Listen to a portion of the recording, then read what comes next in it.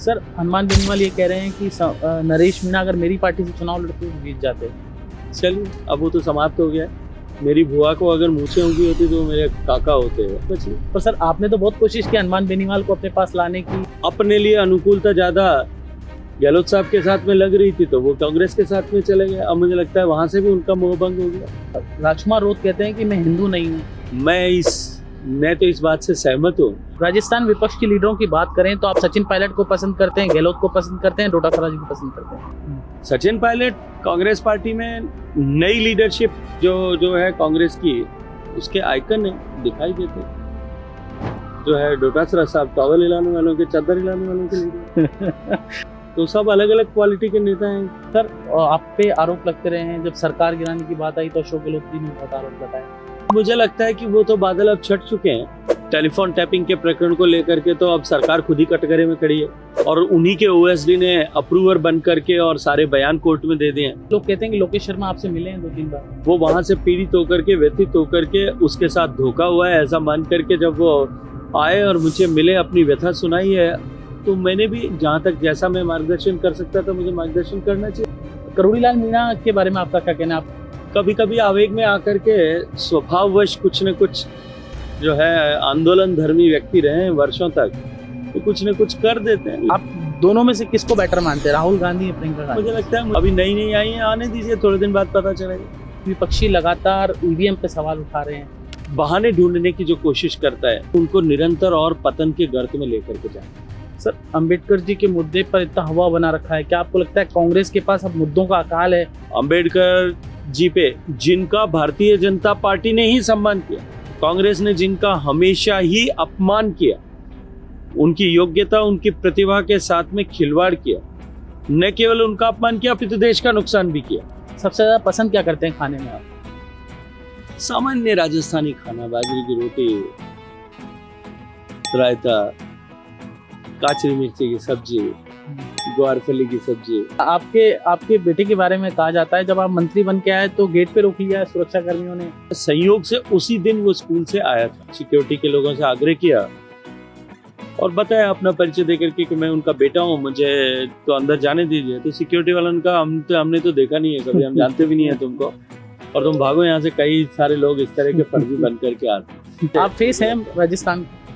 मैं भारतीय जनता पार्टी का कार्यकर्ता होने के नाते भारतीय जनता पार्टी का फेस तो परमानेंट हूँ। अल्पसंख्यकों पर लगातार अत्याचार हो रहे हैं, हिंदुओं पर, बौद्ध पर, सिख पर, ईसाई पर। अल्पसंख्यकों के साथ में पड़ोस के देश में अगर इस तरह की घटनाएं हो जाएं, तब वो लोग सब चादर तान करके सो जाते हैं। मस्जिद में मंदिर देख रहे हैं। मुझे लगता है कि अभी देश में मुद्दे वहां होने के बजाय गरीबी कैसे देश से समाप्त हो और भारत कैसे विकसित देश बने, ये प्राथमिकता होनी चाहिए। वक्त को लेकर जीपीसी का कार्यकाल बढ़ाया गया है, लेकिन कुछ वर्ग विशेष के लोग सवाल उठा रहे हैं इस पर कि रिपोर्ट आने के बाद इसमें सुधार की गुंजाइश है, इससे कोई इनकार नहीं कर सकता।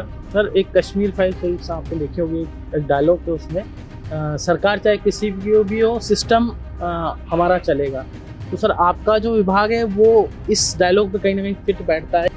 लेकिन समय बदल रहा है, बादल छट रहे हैं, अंधेरा दूर हो रहा है और धीरे धीरे रोशनी जो है हम सबको दिखाई देने लगी। नमस्कार, भारत रफ्तार में आप सभी का स्वागत है। आज हमारे खास मेहमान है गजेंद्र सिंह शेखावत, जिन्हें गज्जू बना के नाम से भी जाना जाता है। और छात्र राजनीति से निकले हुए गज्जू बना लंबे अरसे तक एक गैप था, उसके बाद वापस से राजनीति में आए। बहुत बहुत स्वागत है गजेंद्र सिंह जी आपका। धन्यवाद जितेश जी, आपके सब श्रोताओं को मेरी तरफ से बहुत सारा नमस्कार। गज्जू बना राजनीति में प्रवेश कैसे हुआ और छात्र राजनीति में जाना कैसे हुआ आपका? सबसे पहले सवाल तो ये है। देखिए, छात्र राजनीति में जाना भी महज संयोग था। विद्यार्थी परिषद के कार्यकर्ताओं के साथ परिचय था, सामान्य संबंध था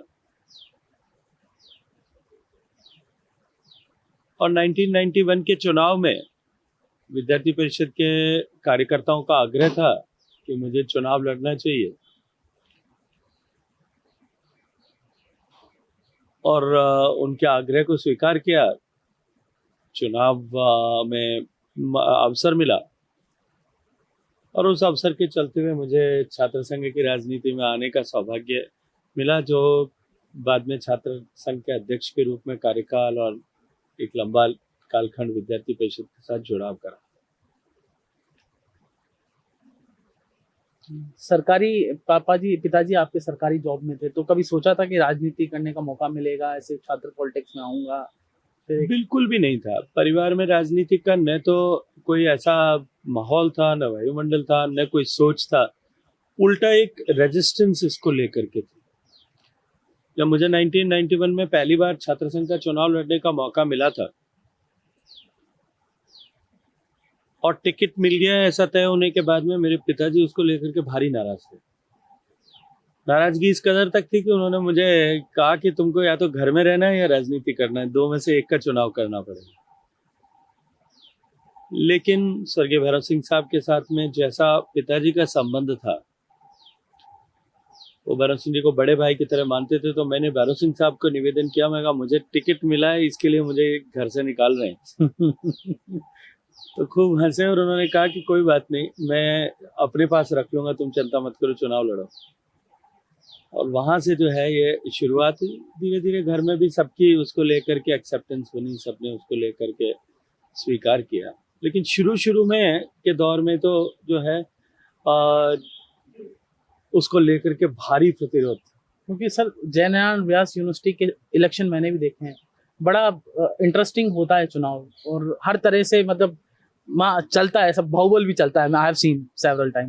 तो डर लग रहा था कि आपने जब देखा है तब तक तो वो सब चीजें डाइल्यूट हो गई थी।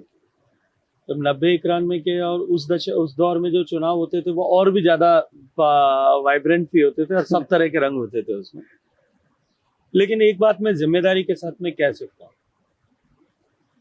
कि जो हम लोगों के समय का चुनाव का दौर, मेरे छात्र संघ के अध्यक्ष रहते हुए और उसके बाद के 2-3-4 चुनाव का दौर था, हमने एक कोर्डियल रिलेशन से चुनाव हो, इश्यू बेस्ड चुनाव हो, इस तरह की राजनीति को स्टैब्लिश करने में सफलता प्राप्त की थी।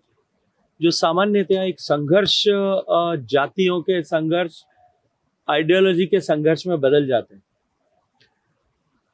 उसको डाइल्यूट करने में बहुत हद तक जो है, मैं अपने स्टूडेंट लीडरशिप के समय कालखंड को अगर देखता हूं तो मुझे बहुत संतोष होता है कि उसको हमने डाइल्यूट करने में बहुत गहराई तक सफलता प्राप्त की।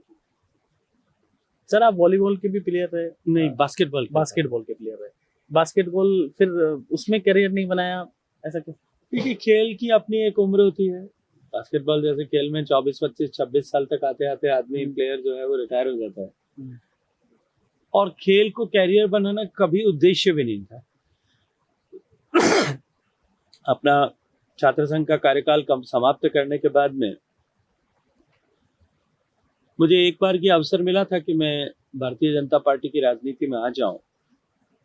स्वर्गीय भैरव सिंह जी और आदरणीय ओम प्रकाश माथुर साहब, जो हमारे उस समय संगठन महामंत्री होते थे, दोनों ने इसकी रचना की थी। लेकिन शायद नियति को मंजूर नहीं था, और उस समय जो हम सब के मेंटर्स हुआ करते थे, उन्होंने ये तय किया कि मुझे किसी दूसरे क्षेत्र में जाकर के काम करना चाहिए। और उनके उस आग्रह और उनके मार्गदर्शन में मैंने फिर सीमा जन कल्याण समिति के साथ में काम किया, जो लंबे समय तक चलता रहा। प्रोबेबली लोग क्या करते हैं सर, राजनीति से निकलकर, छात्र पॉलिटिक्स से निकलकर बीजेपी की तरफ आए। आपको थोड़ा सा अटपटा सा नहीं लगा सीमा जन कल्याण में काम करने का मौका मिल रहा है? बिल्कुल सही है। सामान्यतः यही होता है कि छात्र राजनीति में सफल असफल हुए लोग अपना वो दौर समाप्त होने के साथ साथ ही जो है राजनीति में अपनी सरजमीन तलाश करने के लिए कोशिश करने लगते हैं। मेरे साथ थोड़ा डिफरेंस था।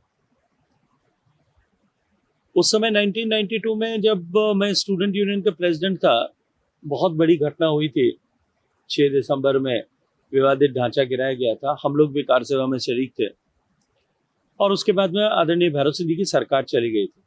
राजस्थान में गवर्नर रूल लग गया था। क्योंकि भैरव सिंह जी के साथ में पारिवारिक संबंध था, उनका स्नेह भी मिलता था, आदरणीय ओम जी भाई साहब का भी बहुत स्नेह और मार्गदर्शन मिलता था, तो हम लोग जो है उनके साथ में निरंतर संपर्क में रह करके काम करते थे। भैरव सिंह जी के साथ जनादेश यात्रा में पूरे समय मुझे साथ रहने का अवसर मिला था।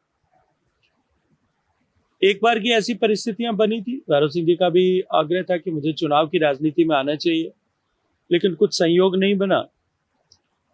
और उसके बाद जब सरकार बनने के ठीक बाद माननीय भैरव सिंह जी और आदरणीय ओम जी भाई साहब ने तय किया था कि मुझे युवा मोर्चा की राजनीति के साथ में जुड़ना चाहिए। आज जो हमारे सम्माननीय लोकसभा अध्यक्ष हैं ओम बिरला साहब, उनको उस समय अध्यक्ष बनाया गया था युवा मोर्चा का,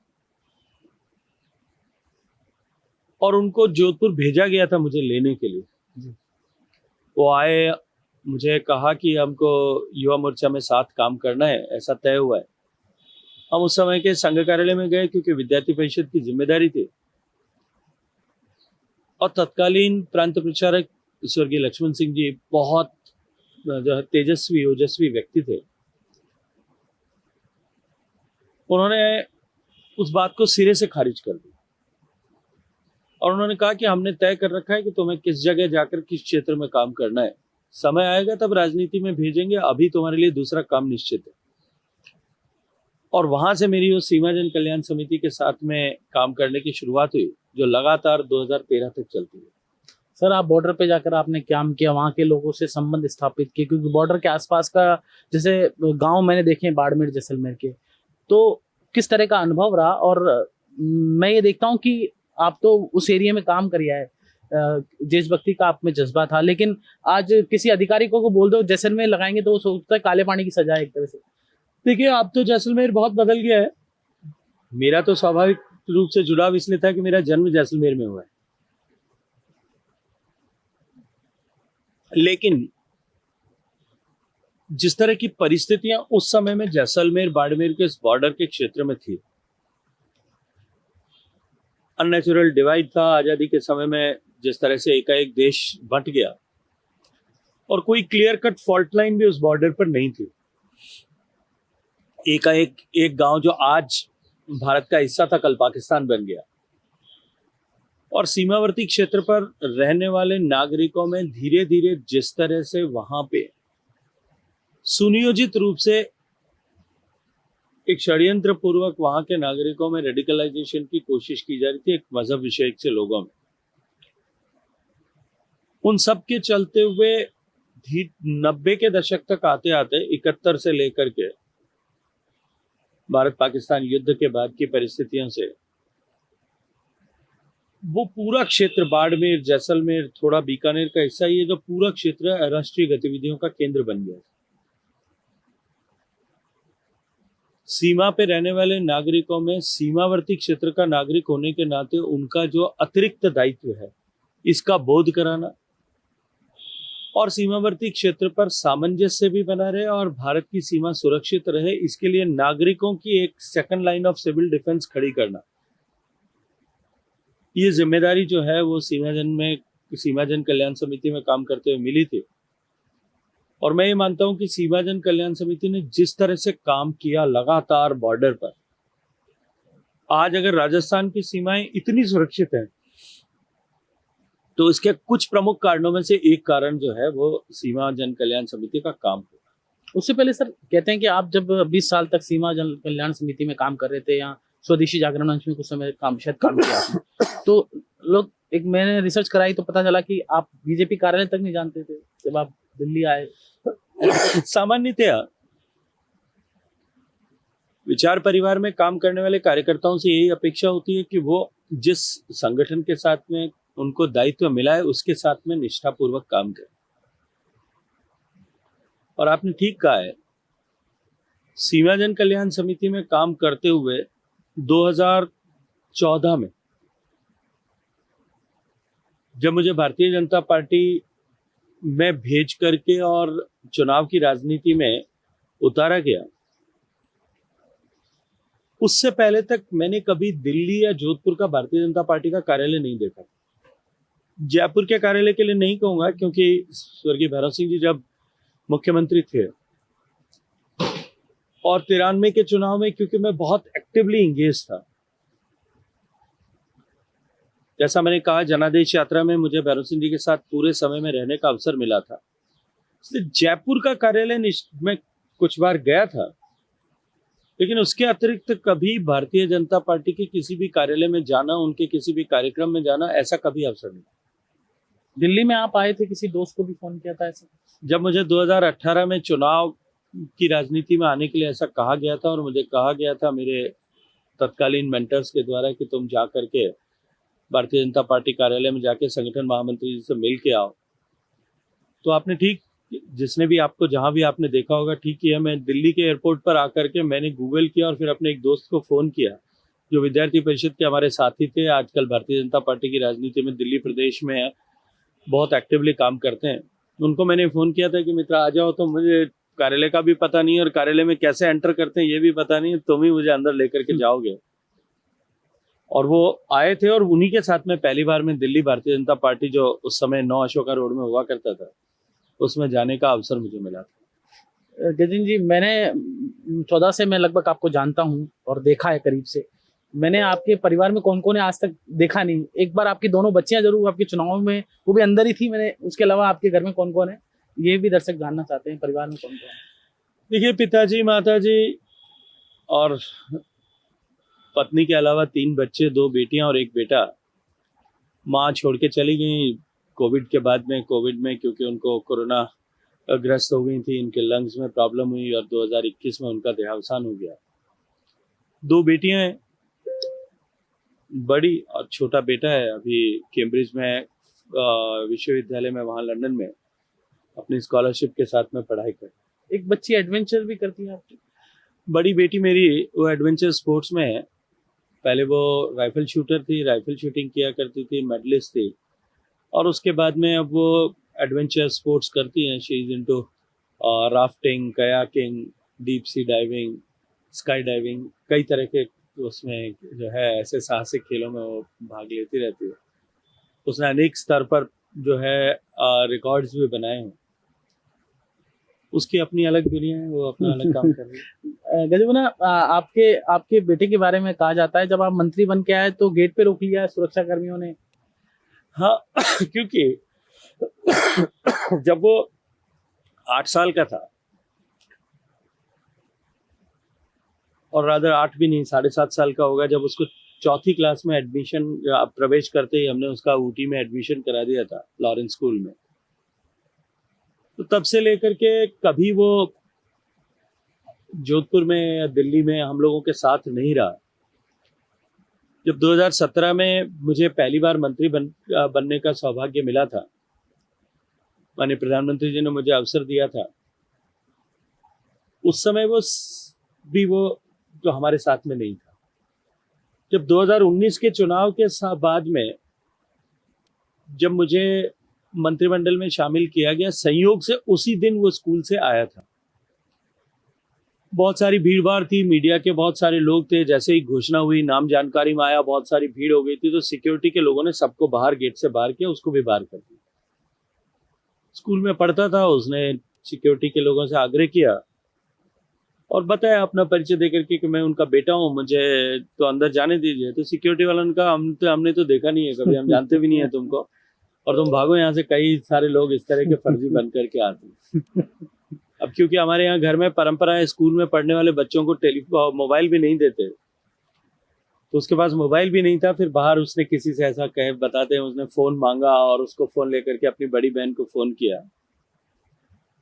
तो मुझे लगता है कि परिवार के अन्य लोगों का राजनीतिक क्षेत्र में काम करते हुए इस क्षेत्र से दूर रहें उतना अच्छा है। और मेरे यहाँ तो कम से कम भगवान की कृपा से सभी लोग, कोई भी व्यक्ति जो है, परिवार का कोई भी व्यक्ति इस सब में कहीं भी, मैंने भी नोटिस किया है कि पीएम मोदी परिवारवाद के पक्ष में नहीं है और आप उसी लाइन पे चल रहे हैं लगातार। मैंने आपके बच्चों को कभी राजनीति में नहीं देखा, ना कहीं एक्टिवली देखा। ये जो कहानियां हैं जनता के बीच में, इसलिए हमने पूछा आपसे सवाल कि जानी चाहिए कि मतलब ये आपके सिक्योरिटी वालों को भी नहीं पता था कि आपका बेटा कौन है। और चुनाव के समय में मेरी बेटी, पत्नी, वो लोग जहां मैं नहीं जा पाता वहां जाते हैं, शहर में चुनाव प्रचार भी करते हैं। वो अपने आप ग्रुप बना करके अपने महिला मोर्चा के कार्यकर्ताओं के साथ में, युवा मोर्चा के कार्यकर्ताओं के साथ में, लेकिन वो सिर्फ चुनाव तक सीमित रहता है। बस चुनाव के बाद में कोई किसी तरह का उनका कहीं कोई इंटरफेरेंस, कोई किसी तरह का उनकी जो है भूमिका कुछ भी नहीं। महाराष्ट्र और हरियाणा में ऐतिहासिक जीत हुई, पीएम मोदी का विजन और मिशन के कारण एक कामयाबी मिली है, लेकिन फिर भी विपक्षी लगातार ईवीएम पे सवाल उठा रहे हैं। देखिए, दुर्भाग्यपूर्ण है। मैं एक बात पूछना चाहता हूँ, ईवीएम एक साथ चुनाव होता है हरियाणा और जम्मू एंड कश्मीर में, ईवीएम हरियाणा में तो गलत होती है, जम्मू कश्मीर में सही हो जाती है। एक साथ चुनाव होता है महाराष्ट्र में और झारखंड में, ईवीएम झारखंड में सही होती है और वहां गलत हो जाती है, ऐसा कैसे हो सकता है? देखिए, अपनी विफलताओं पर आत्ममंथन करके, विचार करके और सोच करके, अपनी विफलताओं के कारण जान करके, खोज करके उस पर उनको दुरुस्त करने के बजाय विपक्ष निरंतर जिस तरह से ऐसे बहाने ढूंढने की जो कोशिश करता है, ये उनको निरंतर और पतन के गर्त में लेकर के जाता है। अपने विफलताओं से आत्मावलोकन करें, उस पर विचार करें। हालांकि भारतीय जनता पार्टी के लिए तो ठीक है, हमारे तो इंटरेस्ट में है कि वो इसी तरह से करते रहें, भगवान उनकी बुद्धि बनाए रखें, लेकिन देश की जनता के सामने वो इस ऐसे बयान और बेतुके व्यवहार बातचीत करके और वो जो है हंसी के पात्र मात्र बनते। सर, अंबेडकर जी के मुद्दे पर इतना हवा बना रखा है, क्या आपको लगता है कांग्रेस के पास अब मुद्दों का अकाल है? वो छोटी छोटी बातों को लेकर इस तरह से और क्लिप काट कर उस तरह से हंगामा करती है। देखिए, दुर्भाग्यपूर्ण है, ये तो तय है कि कांग्रेस के पास कोई मुद्दा नहीं है, बोलने के लिए कुछ नहीं बचा है। देश की प्रगति का साक्षी देश के 140 करोड़ लोग भी हैं और दुनिया भी है। देश में हुए परिवर्तन के गवाह देश के लोग भी हैं और दुनिया भी है। गरीबों के जीवन में आए हुए परिवर्तन के गवाह गरीब भी हैं और उनका परिवर्तित जीवन अपने आप में गवाह है। ऐसे में जब मुद्दे नहीं होते, तब इस तरह के आधारहीन विषयों को खड़ा करके झूठ को सरपट दौड़ाने के प्रयास किए जाते हैं। वो जो झूठ वो खड़ा करते हैं, वो 2 कदम चलने से पहले ही खुद गिर जाता है। केवल एक नहीं है, ईवीएम की चर्चा आपने की, अंबेडकर जी पे जिनका भारतीय जनता पार्टी ने ही सम्मान किया, कांग्रेस ने जिनका हमेशा ही अपमान किया, उनकी योग्यता, उनकी प्रतिभा के साथ में खिलवाड़ किया, न केवल उनका अपमान किया अपितु देश का नुकसान भी किया, लेकिन उसको एक मुद्दा बनाने की कोशिश की जाती है। आपको याद होगा, रफाल को जब भारत ने डील की, तब रफाल को मुद्दा बनाने की कोशिश की, अंततः सुप्रीम कोर्ट को फटकार लगानी पड़ी। भारत ने जब कोविड का टीका बनाया, तब उस टीके को लेकर के संशय के बादल खड़े किए गए। भारत ने जब एयर स्ट्राइक किया, और दुनिया में अमेरिका और इजराइल के बाद में दूसरा ऐसा देश जो ऐसा साहस कर सकता है कि अपने देश के खिलाफ चलने वाली गतिविधि को दूसरे की सरजमीन पे भी बर्दाश्त नहीं करेंगे और कार्रवाई करेंगे, घर में घुस के मारेंगे, जब ये किया, तब उस पर भी संशय के बादल खड़े किए गए। ऐसी मैं लंबी सूची बता सकता हूं। जब कभी भी देश किसी विषय पर गर्व कर सके देशवासी, तब इस तरह के संशय के बादल खड़े करके और उसको मुद्दा बनाने की कोशिश करना, ये इनके आचरण और व्यवहार का हिस्सा बन गया है, जिसको देश अच्छी तरह से जानता और पहचानता है। इसलिए इनके किसी भी मुद्दे के साथ में देश के सामान्य व्यक्ति नहीं जुड़ता। सर, प्रियंका गांधी सांसद बन के आई, आपने एक इंटरव्यू में बधाई दे दी। अब संजय राउत कह रहे हैं वो शेरनी है, शेरनी आ गई है। चलिए, इस पर मुझे लगता है कि बधाई देना मेरा धर्म था, लेकिन अब शेरनी आई हैं या कुछ और आई हैं, ये तो अब संजय राउत साहब ही बता सकते हैं। मुझे तो लगता है एक सांसद बन करके आई हैं, विपक्ष की सांसद हैं, रचनात्मक विपक्ष की भूमिका उनको निभानी चाहिए। और मैं तो सोचूंगा कि और चाहूंगा कि शायद उनके आने से कांग्रेस के खेमे में और विपक्ष के खेमे में कुछ सकारात्मक सोच विपक्ष की भूमिका निभाने के दृष्टिकोण से बन पाएगी। वो आपको लगता है कि आप दोनों में से किसको बेटर मानते हैं, राहुल गांधी या प्रियंका गांधी? मुझे लगता है मुझे न तो तुलना करनी चाहिए न तुलना करने की आवश्यकता है। अभी नई नई आई है, आने दीजिए, थोड़े दिन बाद पता चलेगा। एक बार बैग से बाहर निकल जाएंगे तब लोगों को समझ में आएगा। आपकी पार्टी, आपके विचार के लोग लगातार बांग्लादेश में जैसे अल्पसंख्यकों पर लगातार अत्याचार हो रहे हैं, हिंदुओं पर, बौद्ध पर, सिख पर, ईसाई पर लगातार अत्याचार हो रहे हैं। आपकी पार्टी आवाज उठा रही है, लेकिन अखिलेश यादव चुप हैं, राहुल गांधी चुप हैं, खड़गे जी चुप हैं। इस पर आपका क्या कहना है? देखिए, बांग्लादेश में जिस तरह की परिस्थितियां और हालात बनी है, निश्चित रूप से चिंताजनक है। बांग्लादेश में बांग्लादेश के अल्पसंख्यकों के साथ में जिस तरह से दुर्व्यवहार हो रहा है, इसको लेकर के भारत में चिंता भी होना स्वाभाविक है, दुख और दर्द भी होना स्वाभाविक है, उनके साथ संवेदना होना भी स्वाभाविक है। बांग्लादेश जैसा देश जिसका अस्तित्व भारत की सेना के शौर्य और साहस के कारण हुआ है। और बांग्लादेश के इंसेप्शन से लेकर के जहां हमेशा ही सरदम संभाव की स्थिति रही थी, वहां एकाएक इस तरह की मानसिकता और इस हालात का आ जाना वो चिंता का कारण है।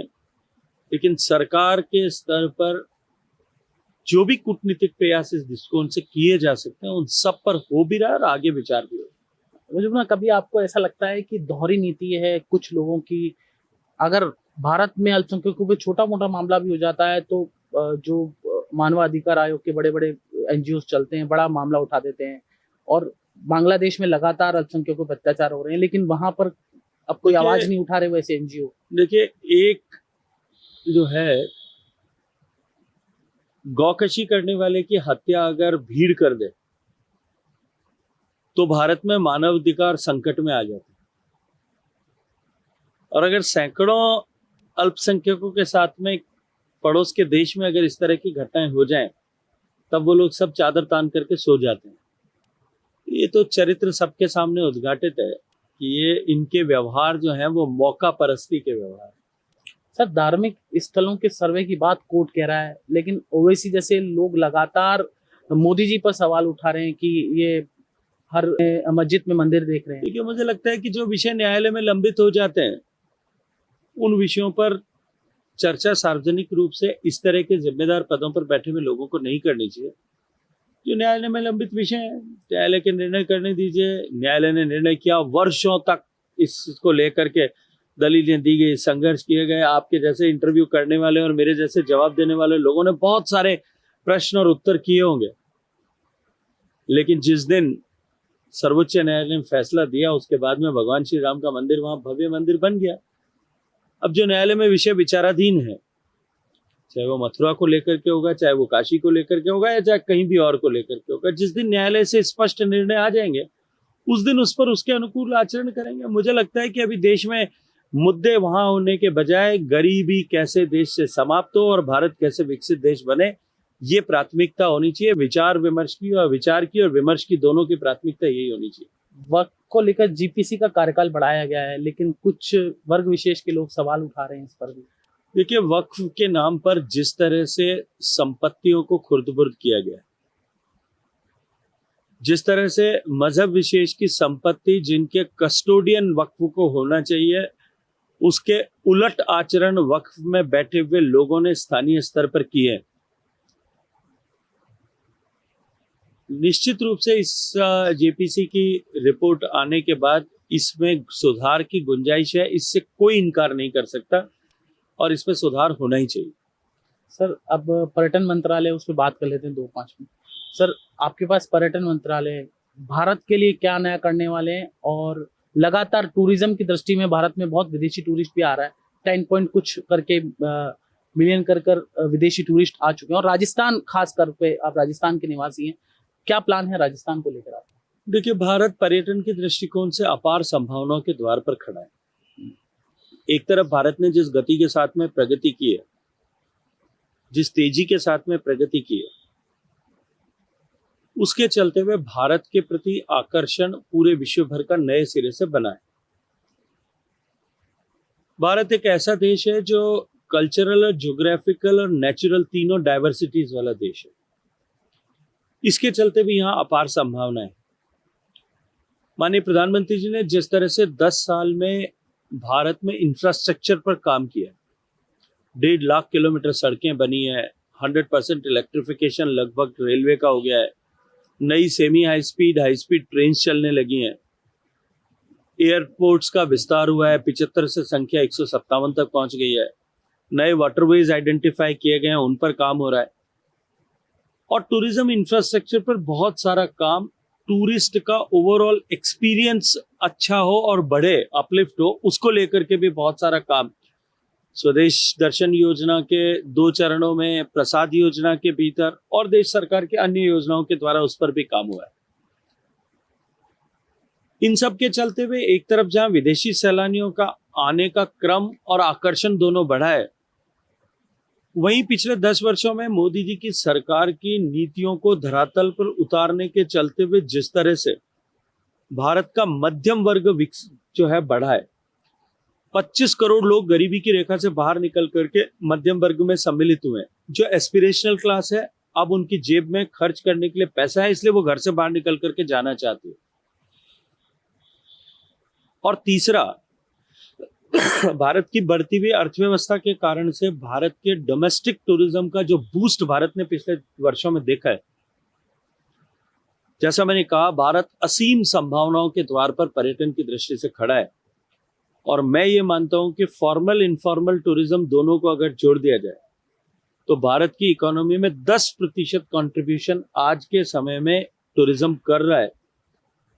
अब जब भारत की अर्थव्यवस्था 4 ट्रिलियन की अभी है और 2025 से लेकर के हम 2047 तक लगभग 40 ट्रिलियन की इकोनॉमी विकसित भारत के रूप में अनुमान करते हैं, विश्व के आर्थिक जगत में काम करने वाले लोग अनुमान करते हैं। ये 10% का कंट्रीब्यूशन बना रहे, इसको लेकर के हम सब काम कर रहे हैं। और मुझे पूरा भरोसा है कि भारत की इकोनॉमी का ग्रोथ इंजन जो है वो मोदी जी के सपनों के अनुरूप, उनकी नीति के अनुरूप, उनके विजन के अनुरूप जो है वो टूरिज्म सेक्टर बनेगा। जहां तक राजस्थान का प्रश्न है, राजस्थान में अपार संभावनाएं हैं और राजस्थान देश का नोन डेस्टिनेशन, लेकिन क्योंकि गर्मी के चलते हुए राजस्थान एक सीजनल डेस्टिनेशन है, इसको पेरेनियल डेस्टिनेशन कैसे बनाया जाए, इस पर हम राज्य की सरकार के साथ मिलकर के और काम करें। सर, एक कश्मीर फाइल्स आपने देखी होगी, एक डायलॉग है उसमें, सरकार चाहे किसी भी हो, सिस्टम हमारा चलेगा। तो सर, आपका जो विभाग है वो इस डायलॉग पे कहीं ना कहीं फिट बैठता है, क्योंकि आपके विभाग के अंदर कुछ वामपंथी कम्युनिस्टों का कुछ एनजीओस पे ऐसा कब्जा है कि आज आपको तो अब विभाग मिला है कि लंबे दौर से उन्हीं का कब्जा है एक सिस्टम पर, और वो अपने हिसाब से ही संस्कृति और पर्यटन के सिस्टम में अपने हिसाब से ही चला रहे हैं सिस्टम। देखिए, पर्यटन में ऐसा नहीं है, लेकिन संस्कृति मंत्रालय में कुछ संस्थाएं जो सरकार की संस्थाएं हैं, उनमें वर्षों तक किसी एक विचारधारा के लोगों का बोलबाला रहा है, उनका प्रभुत्व रहा है, उनकी अधिकारिता रही है। सरकारों ने इसी तरह से उन व्यवस्थाओं को खड़ा किया था, लेकिन समय बदल रहा है, बादल छट रहे हैं, अंधेरा दूर हो रहा है और धीरे धीरे रोशनी जो है हम सबको दिखाई देने लगी। सर, टूरिज्म में एक बड़ा गैप है, मतलब कहीं तो मनाली में चल जाए तो बहुत ज्यादा टूरिस्ट आ जाते हैं, गोवा में टूरिस्ट आ जाते हैं, कई ऐसे स्थल है जहाँ पे टूरिस्ट प्लेस डेवलप किए जा सकते हैं, यहाँ हैं लेकिन लोग नहीं जाते। इस बैलेंस को आप कैसे करेंगे? देखो, निश्चित रूप से हमें अपने जो एग्जिस्टिंग डेस्टिनेशंस हैं, वहाँ जिस तरह से कंजेशन हो रहा है, वहाँ जिस तरह से ओवर क्राउड हो रहा है, उसके चलते हुए सस्टेनेबिलिटी इम्पैक्ट होती है। और सस्टेनेबिलिटी के लिए हमने ऑल्टरनेटिव डेस्टिनेशंस कैसे खड़े हों। भारत में, जैसा मैंने कहा, विविधताओं का अंबार है, तो हम अपने लेसर नोन डेस्टिनेशंस को प्रमोट करके नए डेस्टिनेशंस के रूप में उन्हें विकसित कर सकें, इस पर काम कर रहे हैं। अभी हाल ही में हमने स्पेशल इंसेंटिव स्कीम जो भारत सरकार की थी, उसके तहत राज्यों को लगभग 3300 करोड़ रुपए के प्रोजेक्ट मंजूर करके इसी तरह के ऑल्टरनेटिव डेस्टिनेशंस को विकसित करने की दिशा में एक कदम आगे बढ़ा है। और सरकार की, मंत्रालय की प्राथमिकता है कि हम, माननीय प्रधानमंत्री जी का भी विजन है कि हम इस तरह के ऑल्टरनेटिव डेस्टिनेशंस को देश में खड़ा। सर, आप पे आरोप लगते रहे हैं, जब सरकार गिराने की बात आई तो अशोक गहलोत जी ने बहुत आरोप लगाए और लगातार आपको गिराने का प्रयास किया गया, क्या आप शामिल थे? चलिए, अब मुझे लगता है कि वो तो बादल अब छट चुके हैं। गहलोत साहब मुझे जिस तरह से एक कोऑपरेटिव सोसाइटी के नाम पर जिस तरह से 5 साल तक मेरे ऊपर आरोप लगाते रहे थे, वो समाप्त हो गया, न्यायालय ने उसको समाप्त कर दिया। टेलीफोन टैपिंग के प्रकरण को लेकर के तो अब सरकार खुद ही कटघरे में खड़ी है, पूर्ववर्ती सरकार, और उन्हीं के ओएसडी ने अप्रूवर बन करके और सारे बयान कोर्ट में दे दिए। इसलिए वो झूठ अब लोगों के सामने जो है वो स्पष्ट रूप से उजागर हो गया। अशोक गहलोत के आसपास के लोग कहते हैं कि लोकेश शर्मा आपसे मिले हैं 2-3 बार।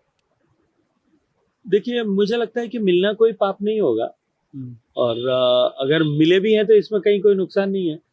वो वहां से पीड़ित होकर के, व्यथित होकर के, उसके साथ धोखा हुआ है ऐसा मान करके जब वो आए और मुझे मिले, अपनी व्यथा सुनाई है, तो मैंने भी जहाँ तक जैसा मैं मार्गदर्शन कर सकता था, मुझे मार्गदर्शन करना चाहिए, हर पीड़ित व्यक्ति का करना चाहिए। सर आपने संघ में काम किया, आदिवासी क्षेत्रों में काम किया। राजकुमार रोत कहते हैं कि मैं हिंदू नहीं हूँ, बीएपी के विधायक हैं, आपके ही सांसद हैं। देखिए, ये तो उनका व्यक्तिगत वास्ता का विषय है, व्यक्तिगत विचार का विषय हो सकता है। मैं तो इस बात से सहमत हूँ और न ही किसी के व्यक्तिगत विचार पर किसी तरह की कोई टिप्पणी करना चाहता। करोड़ीलाल मीणा के बारे में आपका क्या कहना है? आपके अच्छे मित्र हैं, बहुत सीनियर बड़े लीडर मित्र हैं, हमारे पार्टी के बड़े नेता हैं, आइडियोलॉजिकली बहुत बहुत कमिटेड व्यक्ति हैं, विचार के लिए कमिटेड व्यक्ति हैं। कभी कभी आवेग में आकर के स्वभाववश कुछ न कुछ जो है आंदोलन धर्मी व्यक्ति रहे हैं वर्षों तक, तो कुछ न कुछ कर देते हैं, लेकिन कुल मिलाकर के अगर देखा जाए तो उनकी विचार निष्ठा को और पार्टी के प्रति उनकी निष्ठा को कोई उस पर प्रश्न चिन्ह खड़ा नहीं है। सर हनुमान बेनीवाल ये कह रहे हैं कि नरेश मीणा अगर मेरी पार्टी से चुनाव लड़ते तो जीत जाते। चलिए, अब वो तो समाप्त हो गया। मेरी बुआ को अगर मूछें उगी होती तो वो मेरे काका होते हैं। अब समय समाप्त हो गया, उस पर चर्चा करने की न तो कोई आवश्यकता न कोई प्रासंगिकता बची। पर सर आपने तो बहुत कोशिश की हनुमान बेनीवाल को अपने पास लाने की, पार्टी में शामिल कराने की। बाद में मैंने 2013 में 14 के चुनाव के समय में निश्चित रूप से एक भूमिका का निर्वहन किया था कि वो हमारी पार्टी के साथ रहें, काम करें, लेकिन उन्होंने अपने रास्ते तय कर लिए। उनकी अपनी सोच है, उनकी अपनी पार्टी है, उनकी अपना विचार है। और अभी पिछले चुनाव में वो जिस तरह से 2019 के चुनाव में मैं उनको साथ लेकर के आया था, और पिछले चुनाव में क्योंकि उनको अपने लिए अनुकूलता ज्यादा गहलोत साहब के साथ में लग रही थी तो वो कांग्रेस के साथ में चले गए। अब मुझे लगता है वहां से भी उनका मोहभंग हो गया। आप वापस ले आएंगे? आपके मित्र हैं। देखिए, राजनीति में कोई चीज स्थायी नहीं होती, समय काल परिस्थिति के अनुरूप बदलते रहते हैं। शायद कभी ऐसा हो जाए कि राजनीति में कभी ऐसा नहीं होता कि आमने सामने, तो परिस्थितियां बनेंगी जैसे बनेंगी, लेकिन आज की तारीख में इस विषय पर न तो कोई विचार है और न कोई ये विषय। गजूबना, आपने कभी अपनी डेस्टिनी दिखवाई कभी किसी पंडित को कि 2018 में आप पार्टी के अध्यक्ष बनने वाले थे, हर बार 2 बार फेस बन गए, लेकिन लीडरशिप उसकी जरूरत नहीं पड़ी, न तो जरूरत पड़ी और न जरूरत ऐसे मैंने कभी महसूस की है। जनपति ने दिखाई। क्योंकि मुझे लगता है कि व्यक्ति को जो जब जैसी भूमिका मिले उस भूमिका पे उसको काम करना चाहिए, उसका निर्वहन करना चाहिए। व्यक्ति को आज में जीना चाहिए। आज मेरे पास जो दायित्व है, मेरे पास जो काम है, वो मैं आज पूरा करूं। कल तो जो ईश्वर का विधि का विधान होगा वो अपने आप हो जाएगा, न वो किसी को दिखाने से बदलेगा, न दिखाने से कोई उसमें परिवर्तन आएगा। इसलिए सबसे आप फेस हैं राजस्थान के। मैं भारतीय जनता पार्टी का कार्यकर्ता होने के नाते भारतीय जनता पार्टी का फेस तो परमानेंट हो, और हर भारतीय जनता पार्टी का कार्यकर्ता भारतीय जनता पार्टी का फेस है। सर आप अपना आइडियल किसे मानते हैं? शॉर्ट क्वेश्चन है 4। निश्चित रूप से नरेंद्र मोदी जी हम सबके नेता भी हैं और हम सबके आदर्श भी। सबसे ज्यादा पसंद क्या करते हैं खाने में आप? सामान्य राजस्थानी खाना, बाजरे की रोटी, रायता, काचरी मिर्ची की सब्जी, ग्वारफली की सब्जी, या उसके साथ में जो है हमारी कैर कुमटिया, जो राजस्थान का, पश्चिमी राजस्थान का भोजन, मुझे बिल्कुल शुद्ध देशी खाना, राब छाछ दूध दही, बस यही खाना पसंद है। और यही मैं लगभग साल में 365 दिन में से 300 दिन यही भोजन करने की कोशिश करता हूँ। राजस्थान विपक्ष की लीडरों की बात करें तो आप सचिन पायलट को पसंद करते हैं, गहलोत को पसंद करते हैं, डोटासरा जी को पसंद करते हैं? लीडरशिप पसंद करने का क्राइटेरिया क्या होता है? मेरे सबसे व्यक्तिगत बहुत अच्छा संबंध है। लीडर कौन लगता है? लेकिन कांग्रेस के किसी आदमी को मैं पसंद करूं, ये तो मुझे सामान्यतः समझ में नहीं आता। लीडर आपको कौन लगते हैं कि एक लीडरशिप क्वालिटी है? देखिए, सब अपनी अपनी जगह पर है। गहलोत साहब वर्षों तक राजस्थान के नेता रहे हैं, कांग्रेस पार्टी को उन्होंने लीड किया है, 3 बार मुख्यमंत्री रहे, 3 बार केंद्र सरकार में मंत्री रहे, 5-6 बार सांसद रहे, 6 बार विधायक रहे, निश्चित रूप से लीडर है। सचिन पायलट कांग्रेस पार्टी में नई लीडरशिप जो है कांग्रेस की, उसके आइकन है, दिखाई देते हैं। डोटासरा साहब भी कभी कभी तौलिया हिला करके डांस करते हुए दिखे जाते। तो सब अलग अलग क्वालिटी के नेता हैं। गहलोत साहब पुराने लीडर हैं, वो स्टूडेंट्स के लिए, वो युवाओं के लीडर हैं, और जो है डोटासरा साहब टॉवल हिलाने वालों के, चादर हिलाने वालों के लीडर। सर आप है ना कहाँ घूमना कहाँ पसंद करते हैं? हाँ, मैं तो घूमता ही रहता हूँ। मैं पसंद से ना पसंद से मैंने पूरा देश ट्रैवल करके घूमा है। पूरा देश में जो है लगभग पूरे देश के हर प्रांत को बहुत डिटेल से, राजनीति में आने से पहले भी खुद ड्राइव करके पत्नी और बच्चों के साथ में मैंने पूरा हिंदुस्तान ट्रेवल किया है। और मुझे लगता है कि भारत घूमने के लिए दुनिया की सर्वश्रेष्ठ जगह है, और जिसने भारत को नहीं देखा उस भारतीय को भारत से बाहर नहीं जाना चाहिए, पूरा भारत देखना चाहिए। भारत इतना विविधताओं से भरा हुआ है, सौंदर्य की खदान है भारत। आपको सब तरह के अनुभव भारत में देखने को मिल सकते हैं, इसलिए भारत घूमने के लिए सबसे अच्छा डेस्टिनेशन है। आज भी मुझे अवसर मिले, मैं जोधपुर से लेकर के पेंगोंग तक, लद्दाख तक कई बार ड्राइव करके गया। आज भी अगर मुझे अवसर मिले और मुझे कहा जाए कि आपके पास 15 दिन है जिसमें आपको कोई दायित्व नहीं है, कोई काम नहीं, तो मैं गाड़ी में बैठ करके अपनी पत्नी बच्चों के साथ में 15 दिन के लिए गाड़ी चलाने के लिए देश के किसी कोने में जाना बहुत पसंद करूँगा। गजू बना, अंतिम सवाल, माता जी की कितनी याद आती है? ये निश्चित रूप से माँ का चले जाना जो शून्य डेवलप करता है वो कई सालों तक पूरा नहीं होता। मैं अब भी जब जोधपुर के घर में जाता हूँ मुझे याद आता है, क्योंकि मैं जब कॉलेज में पढ़ता था तब से लेकर के हमेशा छात्र राजनीति में, स्पोर्ट्स में, इन सब के होने के चलते हुए लेट घर पहुंचना ये आदत का हिस्सा था।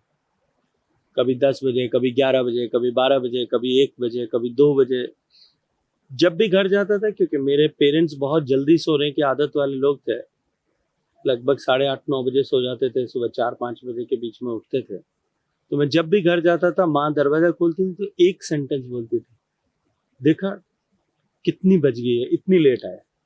अब मैं जब घर जाता हूँ तो मुझे वो सबसे पहले याद आता है। कोई मुझे पूछने वाला नहीं है रहा कि जो कहे कि कितनी लेट घर आए हो, अभी समय देखा है क्या तुमने, कितना समय हो गया। तो ये शून्य तो हमेशा ही रहेगा। और डांटता कौन है घर में सबसे ज्यादा, पापा या मम्मी? देखिए पिताजी बहुत कठोर स्वभाव के थे, सेल्फ मेड मैन थे, इसलिए हैं, और हमेशा ही हमारे घर में बहुत डिसिप्लिन रहा है। आज भी डरते हैं? आज भी बिल्कुल 100% डिसिप्लिन। जब मैं कॉलेज में पढ़ता था तब भी, जब मैं जो है व्यापार व्यवसाय करता था तब भी, और जब मैं राजनीति में आ गया तब भी, एकाएक अगर ये समाचार आता था कि आपको पिताजी ने याद किया था तो हम याद करते थे कि आज दिन में क्या काम किया है या कल क्या किया था कि आज क्यों बुलाया। तो डिसिप्लिन, अनुशासन और कठोर अनुशासन ये घर के परिवार के व्यवस्था का हिस्सा है। वन लाइन सर, संघ से आपको क्या सीखने को मिला? सब कुछ, जो कुछ जीवन में है वो सब कुछ।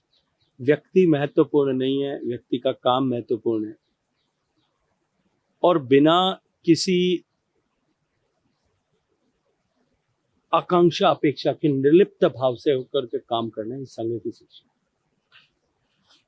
बिना किसी आकांक्षा के काम करना ये संघ की शिक्षा है। ये गजू बना हमारे साथ थे, खास बातचीत की। बहुत बहुत धन्यवाद। आप सभी दर्शकों का भी बहुत बहुत धन्यवाद।